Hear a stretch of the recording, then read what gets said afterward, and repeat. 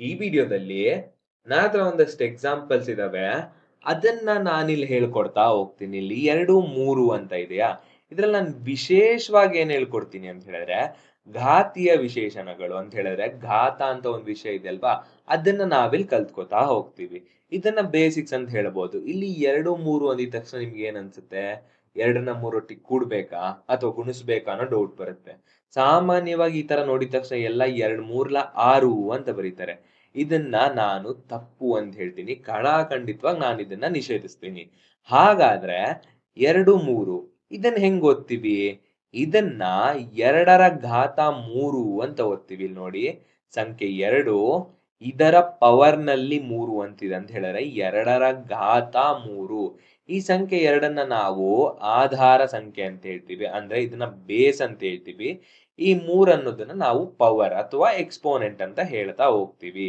ಇದನ್ನ ಹೆಂಗ್ ಓದ್ತೀವಿ? 2ರ ಘಾತ 3 ಅಂತ. ಹಾಗಾದ್ರೆ ಇದನ್ನ ಹೇಗ್ ಬರಿತೀವಿ ಅಂತ ಹೇಳಿದ್ರೆ, ಈ ಸಂಖ್ಯೆ 2ನ್ನ 3 ಸಲಿ ನಾವು ಸಂಖ್ಯೆ 2ರ ಜೊತೆನೆ ಗುಣಿಸ್ತೀವಿ. ಸಂಖ್ಯೆ 2ನ್ನ ನಾವು 3 ಸಲಿ ಅದೇ ಸಂಖ್ಯೆ ಒಟ್ಟಿಗೆ ಗುಣಿಸ್ತೀವಲ್ವಾ? ಇಲ್ಲಿ ಬರೋ ಉತ್ತರನೇ 2ರ ಘಾತ 3 ಅಂತ ಆಗುತ್ತೆ. ಹಾಗಾದ್ರೆ ಎಷ್ಟು ಬರುತ್ತೆ? 2 2 ಎಷ್ಟು? 4. 4ನ್ನ ನಾವು 2 ಒಟ್ಟಿಗೆ ಗುಣಿಸಿದಾಗ ಎಷ್ಟು ಬರುತ್ತೆ? 4 2 8.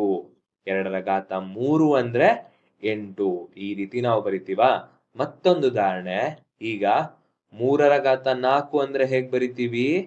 3ರ ಘಾತ 4 ಅಂದ್ರೆ ಸಂಖ್ಯೆ 3ನ್ನ 3ರೊಟ್ಟಿಗೆ 4 ಸಲ ಗುಣಿಸ್ಬೇಕು. ಏನಾಗುತ್ತೆ? 3 3 ಎಷ್ಟು? 9. ಮತ್ತೆ 3 3 9. ಇಲ್ಲಿ 9 9 ಎಷ್ಟು ಅಂದ್ರೆ 81. ಇಲ್ಲಿ ನೋಡಿ, 3 3 9, 9 3 27, 27 3 81. ಹಾಗಾದ್ರೆ ಏನ್ ಹೇಳ್ಬೋದು? 3ರ ಘಾತ 4 ಅಂತ ಹೇಳಿದಾಗ ಸಂಖ್ಯೆ 3ನ್ನ 3ರೊಟ್ಟಿಗೆ 4 ಸರಿ ಗುಣಿಸ್ಬೇಕು. ಆಗ ಬರೋ ಉತ್ತರನೇ 3ರ ಘಾತ 4. ಹಾಗಾದ್ರೆ 5ರ ಘಾತ 7 ಅಂದ್ರೆ ಹೇಗ್ ಬರಿತೀವಿ? ಇದಕ್ಕೆ ಉತ್ತರ ಏನಾಗುತ್ತೆ ನೋಡನ್ವಾ? 5ನ್ನ 5ರೊಟ್ಟಿಗೆ 7 ಸಲ ಗುಣಿಸ್ಬೇಕು. ಈಗ 4ನೇ ಸರಿ, 5ನೇ ಸರಿ, 6ನೇ ಸರಿ, 7ನೇ ಸರಿ ನೋಡಿ. 3 4 5 6 7. ಸಂಖ್ಯೆ 5ನ್ನ 5ರೊಟ್ಟಿಗೆ 7 ಸರಿ ಗುಣಿಸ್ತಿದೀವಿ. ಇದು ಬಂದು 5ರ ಘಾತ 7 ಅಂತ. ಇದ್ರ ಉತ್ತರ ಎಷ್ಟು ಬರುತ್ತೆ ಅಂತ ಹೇಳಿದ್ರೆ, ನಾನ್ ಹೇಳ್ತೀನಿ 78,125 ಅಂತ. ಇದನ್ನೊಂದ್ಸರಿ ಚೆಕ್ ಮಾಡ್ಕೊಳ್ಳಿ. ಇದೆಲ್ಲ ಬೇಸಿಕ್ಸ್ ಅಂತ ಆಯ್ತು. ಇದ್ರಲ್ಲಿ ಬರೀ ಸಂಖ್ಯೆಗಳಿದಾವೆ. ಹಾಗಾದ್ರೆ ಚರಾಕ್ಷರಗಳನ್ನ ಉಪಯೋಗಿಸಿ ಒಂದ್ಸರಿ ನೋಡೋಣವಾ? ಉದಾಹರಣೆಗೆ ನಮ್ ಪ್ರಶ್ನೆ ಹೆಂಗಿದೆ? ಈ ರೀತಿ ಇದೆಯಪ್ಪ. 3x ಅಂತ ಇದೆ, ಇಲ್ಲೂ 3x ಇದೆ, ಇಲ್ಲೂ 3x ಇದೆ ಅಂತ ಹೇಳಿದ್ರೆ 3x ಅನ್ನೋದನ್ನ 3 ಬಾರಿ ಗುಣಿಸಿದ್ದಾರೆ. ಗುಣಾಕಾರದಲ್ಲಿ ನಿಮಗ್ ಗೊತ್ತಿರೋ ವಿಷಯ ಏನು? ನಿಮ್ಗೂ ಗೊತ್ತಿರೋ ವಿಷಯ ಏನಿರ್ಬೋದು? ನಾವು ಗುಣಾಕಾರ ಬಂದಾಗ ಯಾವ ರೀತಿ ಬೇಕಾದ್ರೂ ಗುಣಿಸ್ಬೋದು. ಈ ಕಡೆಯಿಂದ ಬೇಕಾದ್ರೂ ಗುಣಿಸ್ಬೋದು, ಈ ಕಡೆಯಿಂದ ಬೇಕಾದ್ರೂ ಗುಣಿಸ್ಬೋದು. ನಾ ಏನ್ ಮಾಡ್ತೀನಿ? ಸಂಖ್ಯೆಗಳನ್ನೆಲ್ಲ ಅಂತ ಹೇಳಿದ್ರೆ ಅಂಕಿಗಳನ್ನ ಮೊದ್ಲಿಗೆ ಬರ್ಕೋತೀನಿ. 3 ಅನ್ನೋದು 3 ಸಲಿ ಇದೆ. 3 ಇಂಟು 3 ಇಂಟು 3 ಅಂತ. ನಂತರ ಚರಾಕ್ಷರ ಯಾವುದು? x ಚರಾಕ್ಷರ ಇಲ್ಲಿ 3 ಸಲಿ ಇದೆ. ಇದನ್ನ ವೇರಿಯೇಬಲ್ ಅಂತ ಕರಿತೀವಿ. x into x into x ಅಂತ ಆಗುತ್ತೆ. ಇಲ್ಲಿ ನೋಡಿ, 3 ಅನ್ನೋದು 3 ಸರಿ ಗುಣಿಸಿದೀವಿ. x ಅನ್ನೋದನ್ನು ಸಹ 3 ಸರಿ ಗುಣಿಸಿದೀವಿ. ಹಾಗಾದ್ರೆ ಇಲ್ಲಿ ಏನ್ ಬರಿತೀವಿ? 3ರ ಘಾತ 3 ಅಂತ. ಹೆಂಗ್ ಬರೆದ್ವಪ್ಪ ಅಂತ ಹೇಳಿದ್ರೆ, ಇಲ್ಲೇ ಮಾಡಿದೀವಿ ನೋಡಿ. 3ರ ಘಾತ 4 ಅಂತ ಹೇಳಿದ್ರೆ 3ನ್ನ 4 ಸರಿ ಗುಣಿಸಿದೀವ. ಅದೇ ರೀತಿ ಮೊದ್ಲಿಗೆ 3ನ್ನ 3 ಸರಿ ಗುಣಿಸಿರೋದ್ರಿಂದ ನಾವಿದನ್ನ 3ರ ಘಾತ 3 ಅಂತ ಬರಿಬಹುದು. ಅದೇ ರೀತಿ ಇಲ್ಲಿ x ನ ಏನ್ ಬರಿತೀವಿ? x ನ ಘಾತ 3 ಅಂತ. ಹೌದು ಅಲ್ವೋ? ಈಗ ನೀವು ನೋಡಿ, 3ರ ಘಾತ 3 ಅಂತ ಹೇಳಿದ್ರೆ ಏನು? 3ನ್ನ 3ರೊಟ್ಟಿಗೆ ಗುಣಿಸಿ ಅಂತ ಹೇಳಿದ್ರೆ 3 3 9, ಮತ್ತೆ 9 3 27 ಅಂತ ಆಗುತ್ತೆ. 27x³ ಅನ್ನೋದು ಇದರ ಉತ್ತರ. ಈಗ ಎಡಗಡೆ ನಾನು ಹೇಗ್ ಬರಿಬಹುದು? ಇಲ್ಲಿ ನೋಡಿ, 3ರ ಘಾತ 3 ಇಂಟು x ನ ಘಾತ 3 ಅಂತ ಇದ್ಯಾ? ನಾ ಏನ್ ಮಾಡ್ತೀನಿ? ಇಲ್ಲಿ 3 ಮತ್ತೆ x ನ ಒಂದು ಗ್ರೂಪ್ ಮಾಡ್ತೀನಿ. ಯಾಕೆ ಅಂತ ಗೊತ್ತಾಗುತ್ತೆ. 3 ಮತ್ತೆ x ನ ಗ್ರೂಪ್ ಮಾಡಿ ಇದರ ಘಾತ 3 ಅಂತ ಹೇಳಿದ್ರು ನಮ್ಮ ಪ್ರಶ್ನೆ ವ್ಯತ್ಯಾಸ ಆಗಲ್ಲ. 3ನ್ನ x ಒಟ್ಟಿಗೆ ಗುಣಿಸ್ತಿದೀವಿ. ಎಷ್ಟು ಸರಿ ಅಂತ ಹೇಳಿದ್ರೆ 3 ಸಲಿ. ಈಗ ಗೊತ್ತಾಯ್ತಲ್ವಾ? 3x ನ ಘಾತ 3 ಅಂತ ಹೇಳಿದ್ರೆ 3ನ್ನ x ನೊಟ್ಟಿಗೆ ಗುಣಿಸಿದೀವಿ 3 ಸಲಿ. 3x 3x 3x ಅಂತ. ಇಷ್ಟೇ ಸಾಕಾಗಲ್ಲ. ಇನ್ನೊಂದೇ ಒಂದು ಉದಾಹರಣೆ ನೋಡ್ಬಿಡೋಣ. ಇದು ಬೇರೆ ಆದ್ರೂ ಆಗ್ಲಿ ಪರವಾಗಿಲ್ಲ. ಈಗ 6 ಕ್ಯೂಬ್ ಅಂತಿದೆ. ನಂತರ 6 ಪವರ್ 4 ಏನಪ್ಪಾ ಇದು ಅಂತ ಹೇಳಿದ್ರೆ 6ರ ಘಾತ 3 ನಂತರ 6ರ ಘಾತ 4 ಅಂತ. ಇದನ್ನ ಹೇಗ್ ಬರಿತೀವಿ? ಮೊದ್ಲಿಗೆ 6ರ ಘಾತ 3 ಹೌದು ಅಲ್ವಾ? 6 ಇಂಟು 6 ಇಂಟು 6 ಅಂತ ಬರಿತೀವಿ. ನಂತರ 6ರ ಘಾತ 4 6ನ್ನ 6ರೊಟ್ಟಿಗೆ 4 ಸರಿ ಗುಣಿಸಿದೀವಿ. ಈಗೇನ್ ಮಾಡ್ಬೋದು? ಸಂಖ್ಯೆ 6 ಅನ್ನೋದು ನಾನು ಹೇಳೋದ್ ನೋಡ್ಕೊಳ್ಳಿ. ಸಂಖ್ಯೆ 6 ಅನ್ನೋದು ಬರ್ದಿದೀವಿ. ಒಟ್ಟು ನೋಡಿ ಇಲ್ಲೇ ಸರಿ ಗುಣಿಸಿದೀವಿ 3, ಇಲ್ಲಿ 4. ಹಾಗಾದ್ರೆ ಇದೆರಡನ್ನ ಕೂಡ್ಬೋದಲ್ವಾ ಅಂತ ಯೋಚನೆ ಮಾಡಿ. ಸಂಖ್ಯೆ 3ನ್ನ 4ರೊಟ್ಟಿಗೆ ಕೂಡಿದಾಗ ಇಲ್ಲೇನ್ ಬರುತ್ತೆ? 3 + 4 ಅಂತ ಬರುತ್ತೆ. ಹೌದು ಅಲ್ವೋ? ಇಲ್ಲಿ 6ರ ಘಾತ 7. ಈಗ ನೋಡಿ 6ರ ಘಾತ 7 ಅಂತ ಹೇಳಿದ್ರೆ ಏನು? 6ರ ಘಾತ 7 ಅಂತ ಹೇಳಿದ್ರೆ ಸಂಖ್ಯೆ 6ನ್ನ ನಾವು 7 ಸರಿ ಗುಣಿಸ್ತಿದೀವಿ. ನೋಡಿ 1 2 3 4 5 6 7 ಅಲ್ವಾ? 6ರ ಘಾತ 7ನ್ನ ಹೀಗ್ ಬರಿತೀವಲ್ವಾ? ಇಲ್ಲಿ ನೋಡಿ 6ರ ಘಾತ 3 ಇಂಟು 6ರ ಘಾತ 4 ಅಂತ ಹೇಳಿದ್ರೆ ನಾವು ಡೈರೆಕ್ಟ್ ಆಗಿ 6ರ ಘಾತ 7 ಅಂತ ಬರಿತೀವಿ. ಹೆಂಗೆ ಅಂತ ಹೇಳಿದ್ರೆ ಅದ್ರ ಹಿಂದಿನ ಸ್ಟೆಪ್ ನೋಡಿ 6ರ ಘಾತ 3 + 4 ಅಂತ ಬರ್ಕೊಂಡಿದೀವಿ. ಇಲ್ಲಿ ನೋಡಿ ಆಧಾರ ಅಂತ ಹೇಳಿದ್ರೆ ಬೇಸ್ ಅನ್ನೋ ಸಂಖ್ಯೆ ಸೇಮ್ ಇದ್ದಾಗ ಇದರ ಘಾತಗಳು ಅಂತ ಹೇಳಿದ್ರೆ ಪವರ್ಸ್ ನ ಆಡ್ ಮಾಡ್ಬೋದು. ಇಲ್ಲಿ ನೋಡಿ ಬೇಸ್ ಅಲ್ಲಿರೋ ಸಂಖ್ಯೆ 6, 2 ಸಂಖ್ಯೆ ನೋಡಿ ಇಲ್ಲಿ ಆಧಾರ ಸಂಖ್ಯೆ ಅನ್ನೋದು 6, ಇವೆರಡೂ ಸೇಮ್ ಇದ್ದಾಗ ಇದರ ಘಾತಗಳನ್ನ ನಾವು ಕೂಡ್ಬೋದು. ಹಾಗಾಗಿ ಇಲ್ಲಿ 6ರ ಘಾತ 3 + 4 ಅಂತ ಬರ್ಕೊಂಡಿದೀವಿ. ಕೊನೆಗೆ 6ರ ಘಾತ 7 ಅಂತ ಬಂದಿದೆ. ಇದೇ ರೀತಿ ಬೇಗ ಇನ್ನೊಂದು ಉದಾಹರಣೆ ನೋಡೋಣ. ಇಲ್ಲಿ ನೋಡಿ 2ರ ಘಾತ 2, 2ರ ಘಾತ 4, 2ರ ಘಾತ 6 ಅಂತ ಇದೆ. ಹಾಗಾದ್ರೆ ಹೇಗ್ ಬರಿತೀವಿ? ನಮಗ್ ಗೊತ್ತಲ್ವಾ? ಆಧಾರ ಸಂಖ್ಯೆ ಅನ್ನೋದು ಸೇಮ್ ಇದ್ದಾಗ ಅದನ್ನ ಹಾಗೆ ಇಟ್ಕೊಂಡು ಅದರ ಘಾತಗಳನ್ನ ನಾವು ಕೂಡ್ತೀವಿ. 2 + 4 + 6 ಅಂತ. ಇದು ಯಾವ್ದಕ್ಕೆ ಈಕ್ವಲ್ ಆಗುತ್ತೆ ಅಂದ್ರೆ 2ರ ಘಾತ 12. 2 + 4 6, 6 + 6 12 ಅಂತ ಆಯ್ತು. ಈಗ ಇಷ್ಟೆಲ್ಲ ಅರ್ಥ ಆಯ್ತಲ್ವಾ? ಈಗ ನಿಮ್ಗೆ ಈಸಿ ಅನ್ಸ್ತಿಲ್ವಾ? ಇದನ್ನೇ ಒಂದ್ ಸ್ವಲ್ಪ ಚರಾಕ್ಷರಗಳನ್ನ ಇನ್ನೊಂಚೂರು ಬಳಸ್ಕೊಂಡು ನೋಡೋಣ. ಈ ರೀತಿ ಪ್ರಶ್ನೆ ಇದ್ದಾಗ ನಾನ್ ಡೈರೆಕ್ಟ್ ಆಗಿ x⁴ ಅಂತ ಬರ್ದ್ಬಿಡ್ತೀನಿ. ಯಾಕೆ ಅನ್ನೋ ಪ್ರಶ್ನೆ ಯಾವಾಗ್ಲೂ ನಮಗ್ ಕಾಡ್ಬೇಕು. ಈಗ x⁴ ಅನ್ನೋದು ನಾನು ಹೇಳಿದ್ದೀನಲ್ವಾ? ನಾನ್ ಹೇಳೋದ್ರ ಮೇಲೆ ನಂಬಿಕೆ ಇಲ್ಲ ಅಂತ ಅನ್ಕೊಳ್ಳಿ. ಈಗ ನಾವೇನ್ ಮಾಡ್ತಿದ್ವಿ? ಹಿಂದಿನ ನಿಧಾನದ ತರ x² ಅಂತ ಇದ್ದಾಗ x ಇಂಟು x ಅನ್ನೋದನ್ನ x ರೊಟ್ಟಿಗೆ 2 ಬಾರಿ ಗುಣಿಸ್ತಿದ್ವಿ. ಅದೇ ರೀತಿ ಇಲ್ಲೂ ಸಹ x⁴ ಅಂದ್ರೆ x ರ ಘಾತ 4, ಹಾಗಾಗಿ x ಅನ್ನೋದನ್ನ x ರೊಟ್ಟಿಗೆ 4 ಬಾರಿ ಗುಣಿಸ್ತಿದ್ವಿ. ಇಲ್ಲಿ ನೋಡಿ ಆಧಾರ ಸಂಖ್ಯೆ ಎಲ್ಲಾ ಸೇಮ್ ಇರೋದ್ರಿಂದ x ಬರ್ದು ಲೆಕ್ಕ ಹಾಕಿ. ಇಲ್ಲಿ 2, ಇಲ್ಲಿ 4 ಏನ್ ಬರ್ತೀವಿ? 2 + 4 ಅನ್ನೋದು x ನ ಘಾತ 6 ಅಂತ ಆಗುತ್ತೆ. ಹೀಗ್ ಗೊತ್ತಾಯ್ತಲ್ವಾ? ಆದ್ರೂ ಇನ್ನೊಂದ್ ಚೂರ್ ಎಕ್ಸಾಂಪಲ್ ನೋಡೋಣ. ಈಗ ಈ ವಿಧಾನನ್ ಬಿಟ್ಬಿಡಿ. ಯಾಕೆ? ಇದು ನಮಗ್ ಗೊತ್ತಾಯ್ತು. ಇನ್ನೊಂದು ಉದಾಹರಣೆ ಮಾಡ್ಬಿಡೋಣ. ಹೆಂಗೆ?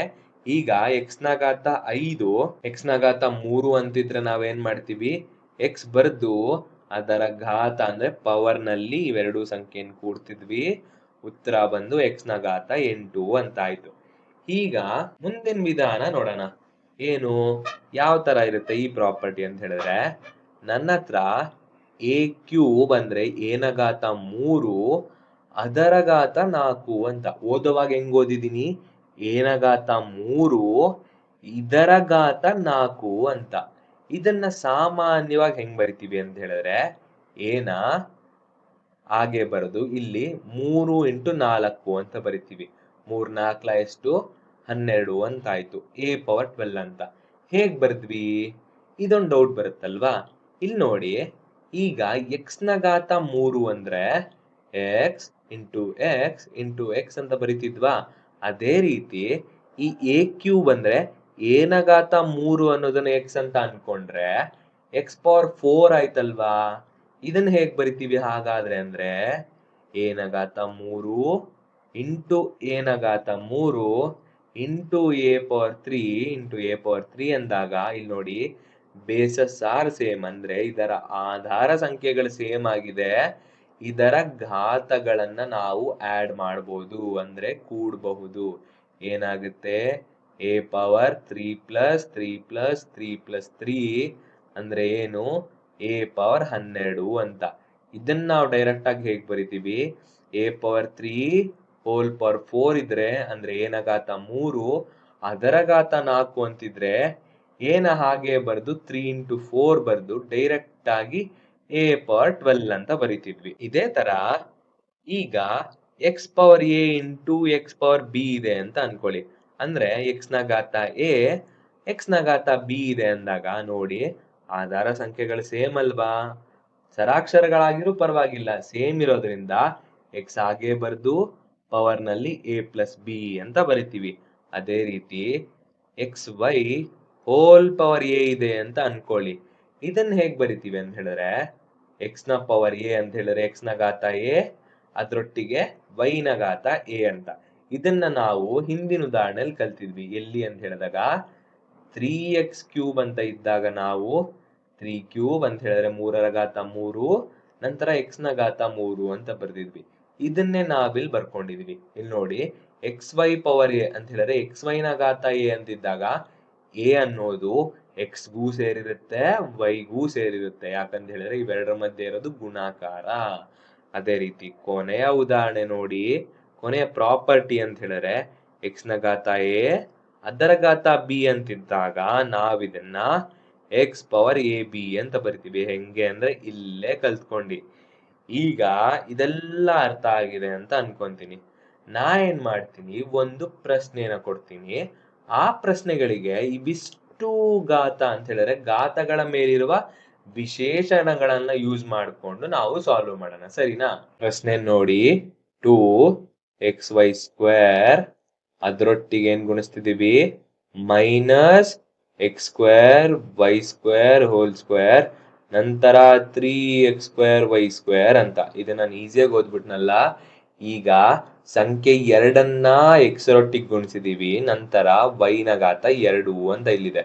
ಇದು 2, ನಂತರ ಮೈನಸ್ ಎಕ್ಸ್ ರ ಘಾತ 2 ಅದರೊಟ್ಟಿಗೆ y ನ ಘಾತ 2ನ್ನ ಗುಣಿಸಿದೀವಿ, ಹೋಲ್ ಸ್ಕ್ವೇರ್ ಇದರ ಘಾತ ಬಂದು 2.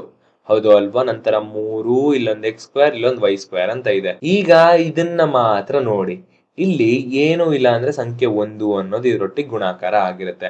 ಹಾಗಾದ್ರೆ ನಾವೇನ್ ಮಾಡ್ತೀವಿ, ಈ ಒಳಗಿರುವ ಸಂಖ್ಯೆಯ ಘಾತವನ್ನ ಎಲ್ಲದಕ್ಕೂ ಬಿಡಿಸ್ತೀವಿ. ಏನಾಗುತ್ತೆ? -1² ಅಂತ ಆಗುತ್ತೆ. x² ಅನ್ನೋದಿದೆ, ಅದಕ್ಕೆ ಸ್ಕ್ವೇರ್ ಎಕ್ಸ್ ರ ಘಾತ 2 ಇದರ ಘಾತ 2 ಅಂತ ಆಯ್ತು. ಅದೇ ರೀತಿ y ನ ಘಾತ 2 ಅದರ ಘಾತ 2 ಏನಾಗುತ್ತೆ? -1ನ್ನ ನಾವು 2 ಸರಿ ಗುಣಿಸಿದಾಗ ಅಂತ ಹೇಳಿದ್ರೆ -1ರ ವರ್ಗ ಕೇಳ್ತಿದ್ದಾರೆ, ಇದು 1 ಅಂತ ಆಗುತ್ತೆ. ಇಲ್ಲಿ 1, ನಂತರ x² ಅದರ ಘಾತ 2 ಅಂದ್ರೆ x ಪವರ್ 4 ಅಂತ ಆಗುತ್ತೆ. ಇದೇ ರೀತಿ ಇದನ್ನು y ಪವರ್ 4 ಅಂತ ಆಗುತ್ತೆ. ಉಳಿದಿರೋದೇನೋ ಇಲ್ಲಿ 2x y² ನಂತರ ಇಲ್ಲಿ x ಪವರ್ 4 y ಪವರ್ 4 ಅಂತ, ಇಲ್ಲಿ 3 x ನ ಘಾತ 2 y ನ ಘಾತ 2. ಈಗೇನ್ ಮಾಡೋಣ ಅಂತ ಹೇಳಿದ್ರೆ, ಇಲ್ಲಿ ಕಾನ್ಸ್ಟೆಂಟ್ಸ್ ಅಂತ ಹೇಳಿದ್ರೆ ಸಂಖ್ಯೆಗಳು, ಅಂಕೆಗಳಿರೋದೆಲ್ಲ ಒಂದ್ ಬಣ್ಣದಲ್ಲಿ ಬರ್ಕೊಳ್ಳೋಣ. x ಚರಾಕ್ಷರಗಳೆಲ್ಲ ಇನ್ನೊಂದು ಬಣ್ಣದಲ್ಲಿ, y ಚರಾಕ್ಷರಗಳೆಲ್ಲ ಇನ್ನೊಂದು ಬಣ್ಣದಲ್ಲಿ. ಏನಾಗುತ್ತೆ? ಈಗೇನ್ ಮಾಡ್ಕೊಳ್ಳೋಣ ಅಂತ ಹೇಳಿದ್ರೆ, ಕೆಂಪು ಕಲರ್ ನಲ್ಲಿ ಇರೋದೆಲ್ಲ ಕಾನ್ಸ್ಟೆಂಟ್ ಅಂತ ಹೇಳಿದ್ರೆ ಅಂಕೆಗಳು, ಇದನ್ನ ಒಂದ್ ಕಡೆ ಬರ್ಕೊಳ್ಳೋಣ. ನಂತರ ಇಲ್ಲಿ ಗ್ರೀನ್ ಕಲರ್ ನಲ್ಲಿ ಇರೋದೆಲ್ಲ ಎಕ್ಸ್ ಚರಾಕ್ಷರಗಳು, ಇದನ್ನ ಒಂದ್ ಕಡೆ ಬರ್ಕೊಳ್ಳೋಣ. ನಂತರ ನೀಲಿ ಬಣ್ಣದ್ದು ಅಂತ ಹೇಳಿದ್ರೆ ಬ್ಲೂ ಕಲರ್ ನಲ್ಲಿ ಇರೋದೆಲ್ಲ ವೈ ಚರಾಕ್ಷರಗಳು, ಇದನ್ನ ಒಂದ್ ಕಡೆ ಬರ್ಕೊಳ್ಳೋಣ. ಈಗೇನಾಗುತ್ತೆ? 2 ಇಂಟು 3 ಅಂದ್ರೆ 6.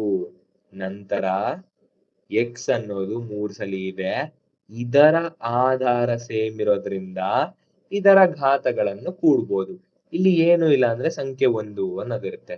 1 ಪ್ಲಸ್ 4 ಅನ್ನೋದು ಎಷ್ಟು? 5.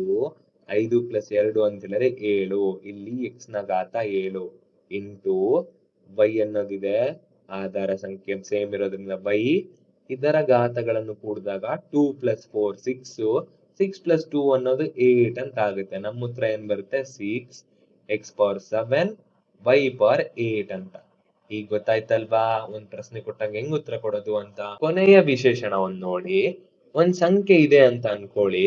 ಇದರ ಘಾತದಲ್ಲಿ ಸಂಖ್ಯೆ 1 ಅಂತ ಇದ್ರೆ ನಮ್ಗೆ ಅದೇ ಸಂಖ್ಯೆ ಸಿಗುತ್ತೆ. ಈಗ 3ರ ಘಾತ 1 ಅಂತ ಹೇಳಿದ್ರೆ 3. 5ರ ಘಾತ 1 ಅಂತ ಹೇಳಿದ್ರೆ 5 ಅಂತ ಸಿಗುತ್ತೆ. ಅದೇ ರೀತಿ ಈಗ ಚರಾಕ್ಷರಿಗಳಿಗೆ ಬಂದಾಗೂ ಸಹ x ರ ಘಾತ 1 ಅಂದ್ರೆ x ರ ಘಾತ 1 ಅಂದ್ರು x ಅಂತ ಗೊತ್ತಾಯ್ತಲ್ವಾ? ಮತ್ತೆ ಹೇಳಿದೀನಿ ಅಷ್ಟೇ. y ನ ಘಾತ 1 ಅಂತ ಹೇಳಿದ್ರು y ಅಂತಾನೆ ಆಗತ್ತೆ. ಈಗ ಇನ್ನೊಂದು ಹೇಳ್ತೀನಿ. 2 ನ ಘಾತ 0 ಅಂತ ಬಂದ್ರೆ ನಾವು 1 ಅಂತ ಬರಿತೀವಿ. ಯಾವುದೇ ಸಂಖ್ಯೆಯ ಘಾತದಲ್ಲಿ 1 ಅಂತ ಇದ್ರೆ ನಮಗೆ ಅದೇ ಸಂಖ್ಯೆ ಸಿಗುತ್ತೆ. ಅದೇ ರೀತಿ ಯಾವುದೇ ಸಂಖ್ಯೆಯ ಘಾತದಲ್ಲಿ ನಮಗೆ 0 ಅಂತ ಇದ್ರೆ ನಮಗೆ ಉತ್ತರ ಸಂಖ್ಯೆ 1 ಅಂತ ಆಗತ್ತೆ. 4ರ ಘಾತ 0 ಅಂದ್ರು 1.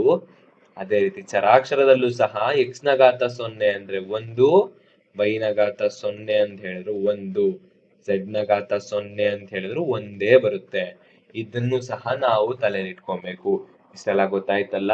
ಇದನ್ನ ನಾವು ಮುಂದಿನ ದಿನಗಳಲ್ಲಿ ನಮ್ಮ ತರಗತಿಗಳಲ್ಲಿ ಉಪಯೋಗಿಸ್ತಾ ಹೋಗ್ತೀವಿ.